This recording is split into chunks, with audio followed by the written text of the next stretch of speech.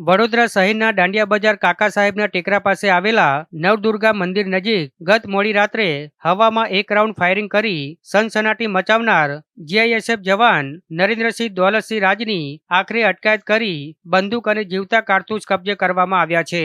આરોપી મૂળ જંબુસરનો વતની છે અને વડોદરા જીએસટી ભવનમાં સિક્યુરિટી ગાર્ડ તરીકે ફરજ બજાવે છે, જેણે મોડી સાંજે નશામાં ચૂર થઈ હવામાં એક રાઉન્ડ ફાયરિંગ કરી સનસનાટી મચાવી હતી, જેના કારણે સ્થાનિકોમાં ભારે ફફડાટ વ્યાપી ગયો હતો।